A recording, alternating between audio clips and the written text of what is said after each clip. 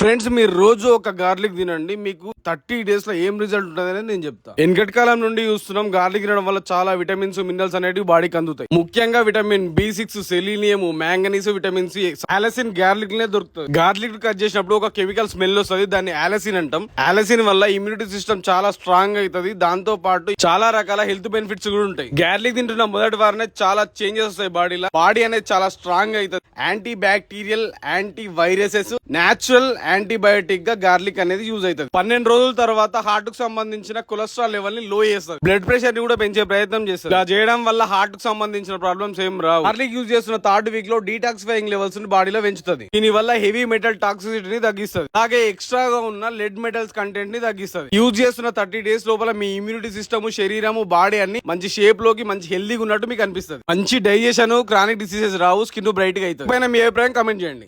వర్తి అనిపిస్తే ఒక్క లైక్ చేయండి.